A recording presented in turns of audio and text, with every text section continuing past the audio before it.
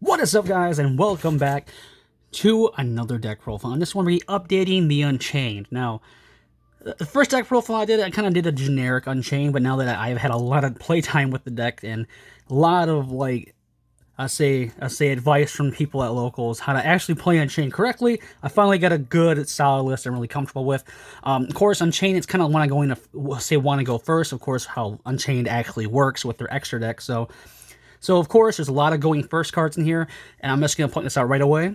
Because it's a going first deck, if you do go second, for your side deck, you would just side in lots of more hand traps. That's pretty much it. You'll see what I mean when we get to the point of where we side out. But without further ado, let's just get right into it. Now, the Evil Twins. We have three, of course, Sarama, still rocking the three of Sarama. Insane. I mean, we're rocking three of all the Unchained. Let's see, Ahura, and of course, let's see, Rakea. All three ofs, you want to see them, you want to get you want to get combos going. Three Abominable Unchained Soul. Now, some people bounce back and forth to one. Not one, but two or three. I like three because, you know, it's just another card to go into your Exceed play, let's just call that. So, definitely three, let's say Unchained Soul, and of course the one dog, let's say Unchained Soul of Disaster. It's hard to cut him, but you need him. That's the problem with this deck. You kind of need him, so you hope you don't open with him.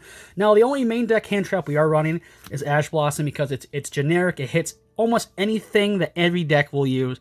Use searching, sending. It hits it all. So those are the three main deck Ash Blossoms. For your spells, we are rocking the three Abominations Prison. It's your Rhoda. One Unchained Soul. I say Wailing. It's good. It's also another way to extend into, let's say, an Unchained Monster. So I like just rocking that extra one just to have that option. And of course, we do have three Pot of Extravagance.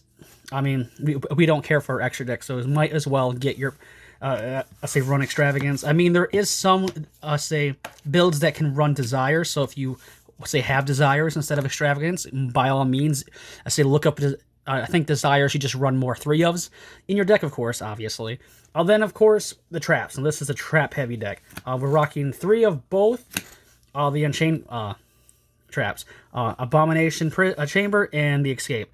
Rocking three because these are pretty much what you need to get your combos going, or your combos going, but your plays going. Now, your traps. Rocking three Torrential. It's honestly really good now in this format. It's insane. It's just a disruption. Your opponent has to out it, especially, let's say, mid-combo, blow it all, say, blow them all up. Definitely insane with that. Three Torrential is insane. Then, of course, now there's a bunch of two of us because you'll see why. Two Heavy Storm Duster, I mean, back row decks.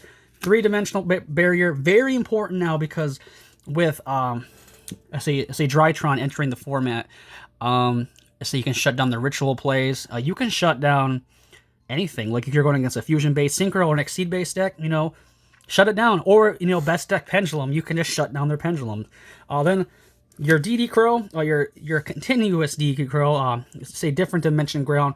Any monster sent to the graveyard this turn is banished instead, so definitely disrupts tons and tons of deck strategies because they want to fill up their graveyards and go ham.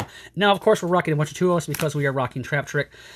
Trap Trick is insane with this deck because the mentality is you can set it, and then based on whatever situation your opponent gives you, you can respond with Trap Trick and respond accordingly with Trap Trick, setting anything you want from the deck that matches the situation, which Trap Trick is very insane and versatile like that.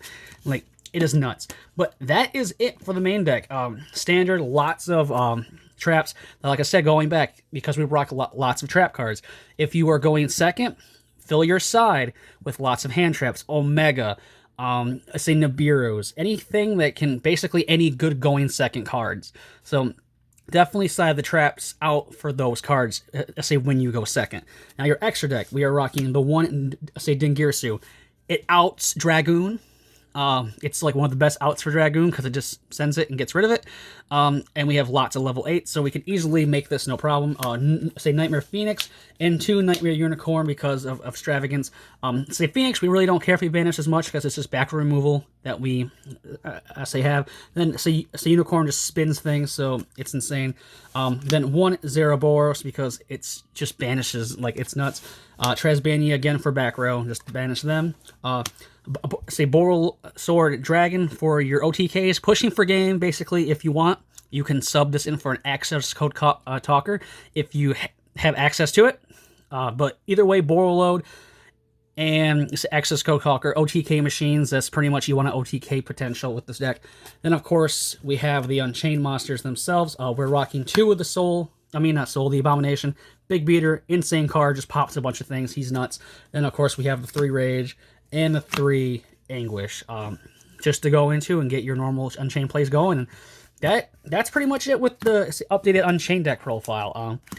It's really a fun deck. Like, it's really good. It's actually really competitive. It actually shows up and puts up and actually does a lot for what it can do. But this has been it. I mean, if you enjoyed the video, leave a like, comment, and subscribe like always. Definitely try this deck out. It's definitely an underdog in this, say, meta, I believe, because it can counteract so many, strategies that the current top meta contenders can use. So definitely interested, and it's fairly budget, honestly. Like, it's pretty cheap. So if you're looking for a good, cheap, competitive deck, Unchained is definitely the route to go. But as always, I'll see you in my next video.